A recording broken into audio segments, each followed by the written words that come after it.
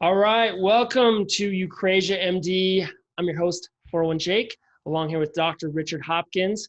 We are so excited today. We're going to kick off and really dive into financial advisors today, but this is part of our series, Advisors and Fees. And those are two topics that are really important and critical to understand. And we're going to dive into really two questions today. Do you really need a financial advisor? And once you determine you should, which we hope we can kind of explain why that is a good case for saying yes to that answer to that question, but also how to find the right one and what the things to look out for so you know what next steps to take. So I want to kick it off with a quick story though about value versus cheap. Now I have 5 kids. We love summertime. We love just having fun outside and finding people to have pools and spending time with them. And one of the things we like to do is have snow cones. Okay. And in Utah, snow cones are not like what you have in Hawaii, or we call shave ice. So a few years ago, I bought a cheap snow cone machine off Amazon. I thought this is going to work. My kids will love this at night. It sucks. It doesn't shave the ice. It grinds it up. It creates big chunks. No one really enjoys it that much. It's kind of okay. And I realized I shouldn't have gone with the cheap option. Well, this year I upgraded. I got something that was way better. It's actually shaving the ice. It costs a little more money, not an extreme crazy amount, but a little bit more. And the experience that my family is having now, we're having lots of friends over and we're being careful with COVID still, but we're still enjoying the shave ice a lot better. And I realized that I shouldn't have been cheap the first time. I didn't get the same experience that I was trying to get by spending less. And so reason I would tell you that story is because I want to relate it to paying for value, paying for the actual help you need and knowing what to look out for so you make a good decision with your money. So we're going to dive into, do you really need a financial advisor? Because there's a big, I think, overall feeling sometimes of doing it yourself. So we want to kind of explain some of those reasons behind why we don't believe that doing it yourself is always going to lead to good outcomes. So Richard, go ahead and kick it off. Talk about some things that we need to look out for to know if we should or shouldn't have an advisor.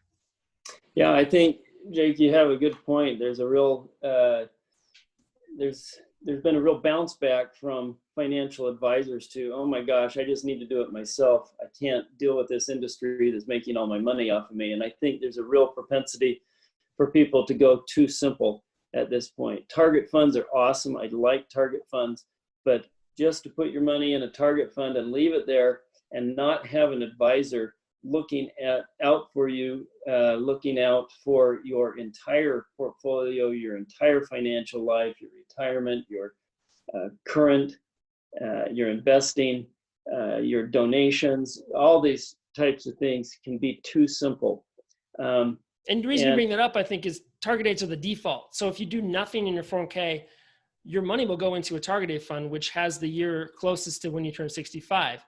And so things are automatically happening without any real thought behind the decision of when you're going to spend that money, which is another reason to have an advisor. Well, I mean, there are advisors on the radio, on the podcast, also telling you to just put your money into large cap growth and leave it there. There's another one that says fire your advisor, do it yourself. But physician and dental finances are very complicated, and they should be complicated because there's so many tax ramifications that you can save money on. And what I want to speak to in the next few minutes is that a financial advisor should be a defensive animal, should be someone that saves you money, not one necessarily that's going to put you in the hottest fund and earn you more money. We want someone that's going to look over our insurance, our disability, our life, our health, our car, our umbrella insurance, and save us money by making sure that when something bad happens to us, that we're protected. The stories I have, a couple of them involve things like a guy wanted to do a rental, and one of the tenants in the rental took out the batteries to use in a flashlight. They took them out of the CO detector, the carbon monoxide detector. Well, then the smoke hits and someone has carbon monoxide poisoning, but there's no battery in that detector. And they sued the guy who was the rental person. So So, for example, we now tell all of our people that rent properties to make sure they put that in there, that the tenant is responsible to keep the carbon monoxide detector working. Things like that. Yeah, different risks that you might not think are there. That you might not think of. Yeah. And tax savings are huge. We talk about different ways to save money on taxes. One of the things that I see frequently is someone that doesn't put in the $500 deduction that you can get without any receipts. You can just throw $500 in there on your Schedule A for charity donations or something, and IRS doesn't even check it. It's a quick $500 off your tax deductions. Other stories include uninsured, underinsured people. If some person hits you, maybe I live in a college town, some college student hits you in their car. Oh, sorry, dude, I don't have any insurance. What do you have backing you up? And most of the time it's $100,000 on your car insurance.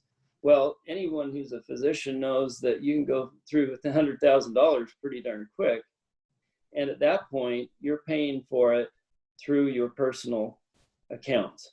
And so we encourage people, for example, to get umbrella insurance with a rider on it for uninsured, underinsured motorists. Which a lot of them got rid of that, right? I think a lot of umbrella policies got rewritten, and they took that out because that was, honestly, that's one of the only claims we ever see on those policies. So looking out for those things is something that you, as a physician or a dentist, probably aren't spending any time paying attention to those letters that come. When we put things in the target fund and just leave them, we're not thinking about all of these other financial decisions that end up affecting us. Jake, the second thing I want to talk about is what type of advisor do we want? And that's such a hard thing because there's so many people out there advertising for your money, for finances. And again, the thing I would emphasize is that the person you want is someone that's going to save you money through taxes, through keeping you safe, versus someone who's going to make you lots of money in their great fund. The first thing you want to look at is that they're a fiduciary. And there's much less than 10%, some surveys say only 1% of financial advisors are fiduciaries.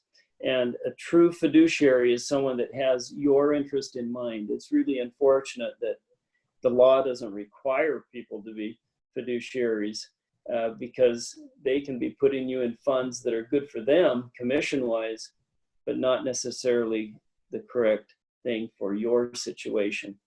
The second thing you want to look at is make sure they're fee only. There's no commission fees, no 12B1 fees, all of these other hidden types of fees. Personally, if someone tried to sell me an annuity, that would be a yellow flag. I'd have to really double check that was correct for me, because those are such high commission products that the majority of those are sold by people that are salesmen, not advisors, not necessarily looking out for your situation. The third thing I would make sure I do is find a specialist. My wife went to a program once by the auxiliary, the medical auxiliary, and this nice head of the auxiliary had invited her neighbor, who was a financial advisor for a firm, and he didn't know how to deal with a lot of the questions that the ladies asked, because a lot of the things that he talked about, the tax laws phase out at a certain amount, and if you make over a certain amount, you can't even do those things that he talked about. And then my wife asked him about 529 plans, for example, college savings plans, and he really didn't know much about those. And so you have to get someone that's used to dealing with your situation, such as someone dealing with physicians, dentists, professionals, higher net worth people, small business owners. and make sure that they are comfortable with your tax bracket and your situation.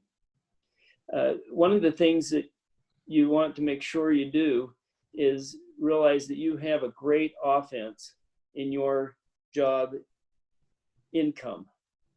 And so what we don't want to do is lose your position in the money game by letting down on defense. And so what you can do for your next step, and I want to conclude all of these podcasts as much as we can with next steps, would be to look up fee-only fiduciary advisors. And NAFTA, N-A-F-T-A, is an organization of these, and they can help you find a fee-only financial advisor. Jake, that's yeah. Can I touch on that? Because yeah. there's a term that's thrown around a lot, fee only, which is what you're talking about, a fee only fiduciary, which has risk taken off of you and more on them because they legally have to do what's right for you. But fee only versus the term fee based. I've worked for both kind of firms, and fee based sounds a lot like fee only. And you think, oh yeah, my guy's fee only, charge me, a certain percentage. Sometimes that fee based term, what that means is they also sell commission based products. So when they say, we're going to put a little piece of your portfolio into this annuity, they're also getting paid a commission there. Or we want to set up your life insurance over here, and we're going to get paid that way too. A fee-only fiduciary will not be paid for a product. So selling one of those products. So you want to be careful, because then there's no conflict of interest. We've actually had success helping people put in place the right insurance, because we didn't have any incentive to tell them to do it. So they actually followed through on what we told them to do.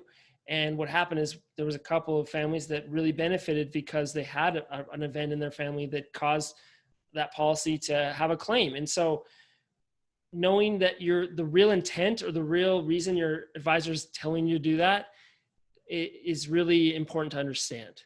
Because if they're getting a huge commission check, it's really hard to decide whether or not that's the right thing for you, because they have other incentives.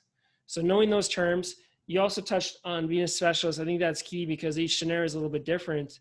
But when you have someone that has seen your scenario, they can add a lot of value.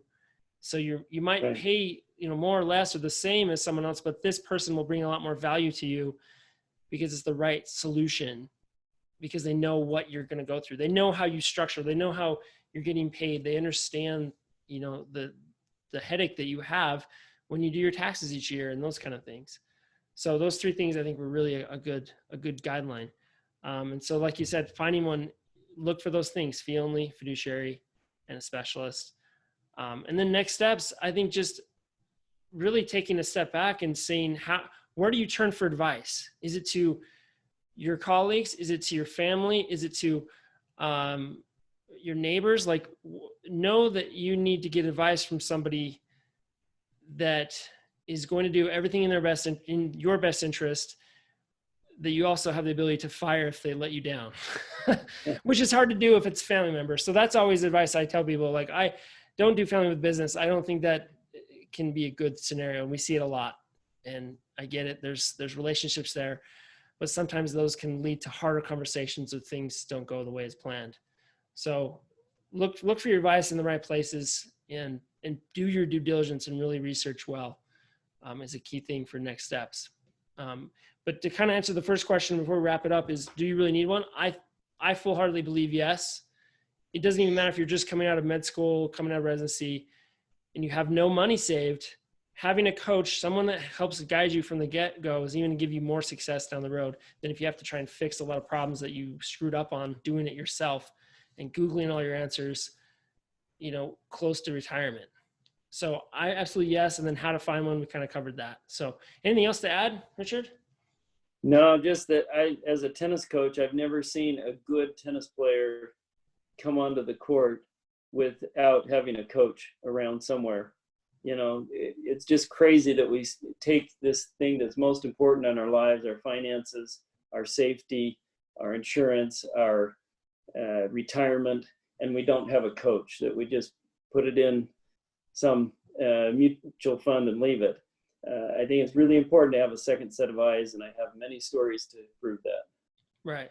Even the most talented people in whatever their profession is have coaches. Even the higher you get, the more chance you have more coaches in very specialist pieces of your life, right? Your how much you eat and all. I mean, there's so many areas, but in your finances, for some reason, we don't get a coach. Get a coach, and I couldn't agree more. All right, let's wrap it up. Thanks for listening to Eucrasia MD podcast. I'm your host, Warren Jake, with Dr. Richard Hopkins. We appreciate you listening. Subscribe, and we hope to hear from you and answer your questions in the future.